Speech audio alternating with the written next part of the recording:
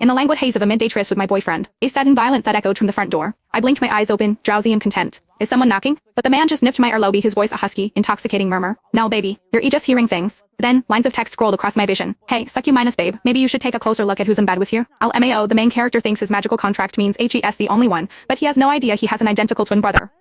A brotherly buffet, no more starving for our girl. Chef's eating good now. Before I could even process it, a furious, trembling roar came from outside the bedroom. Damien, you son of a bitch, get the hell out here. I was a little succubus Rick had picked up off the street, and because it supposedly bullied Stacy, he hadn't fed me in 2 weeks. I didn't bully her, I insisted, my voice stubborn. I just asked her to stop calling you in the middle of the night. I never get to eat my fill. The man's eyes lifted, cold as a winter sky. And you think you're in the right? He glanced at the text on his phone from Stacy, the one where she dramatically declared she was cutting all ties with him, and his tone grew even sharper. You've been with me this long and you haven't learned a thing, except how to weaponize money to humiliate people. I was trying to humiliate her, I said. His gaze was a blade, but I held my ground. If she thinks money is humiliating, that's her problem. I happen to think money is the best thing in the world. Besides, it was clearly her fault. My feeding time was strictly once a week on Sunday nights. For an SSS-rank succubus, that was barely enough to survive, and she was constantly interrupting it with her calls. Every time he answered, she was either being harassed by thugs at a restaurant or too drunk to get home. Patrick would leave in a heartbeat, leaving me half-minus starved every single time. So I sought her out privately. I offered her some cash and asked if she could please call at a different time. She reacted as if it spat in her face. She gritted her teeth, stomped on the bills with her heel, and enunciated every word with venom. Miss, you can rest assured I have absolutely no interest in your boyfriend. I wouldn't touch a high-mass and mighty rich boy like him with a 10-foot pole. I rejected him more than 10 times before you even met. He was the one who said we could be friends. I had no idea you'd be so insecure about it. Her eyes were rimmed with red as she sneered, honestly, you're acting like I did something shameful. Please do me a favor and tell him I will never ask him for help again. Wouldn't want to be mistaken for a homewrecker. With that, she turned and stalked away, her back ramrod straight, a perfect picture of wounded pride. The kind of defiant posture that awakens a man's desire to conquer. I mulled over her words and came to one happy conclusion: she wouldn't be interrupting my meals anymore. But my happiness was short-lived. The story got back to Patrick, and for the first time, the man who was always so calm and elegant was furious with me. He was convinced I had bullied Stacy and was refusing to admit it. She's a proud person, he said, his voice tight with anger. For her to even ask for help is a huge deal. And you just destroyed the last shred of dignity she had. My own eyes welled with tears, but I repeated stubbornly, but it was my fault. I had always been obedient, but on this, I wouldn't back down. After a few more rounds of this, his patience snapped. It seems you won't understand your place until you're taught a lesson. He loosened his tie and rose to his feet. The manor on South Hill is sitting empty. It'll be the perfect place for you to reflect on your actions, he said, his voice void of emotion. And until you learn to behave, you can starve. Who else do you think is going to feed you if you leave me? I met the warning in his dark eyes and fought back tears. Fine, starve me. I don't want you to feed me anyway. I'm an SSS-rank succubus. I can have any man I want. He just scoffed, unimpressed. No one knew better than him what our magical contract meant. A stubborn fire burned in my chest. I held out for 3 days and then another 3. I was so hungry I was dizzy, my legs threatening to buckle, but I refused to call him. The best way to tame your prey is to corner it, wait for it to exhaust itself, and then appears its savior. Patrick had always been a patient hunter. The summer was a sweltering, humid affair punctuated by violent thunderstorms. On my 10th day locked in the manor, a storm broke. The wind howled and lightning tore across the sky. I curled into a tight ball on the sofa, burying my face in my knees, my body weak with fatigue. My tear-filled eyes kept darting toward the floor to ceiling windows. If Patrick showed up now, I thought I could bring myself to forgive him. Just a little.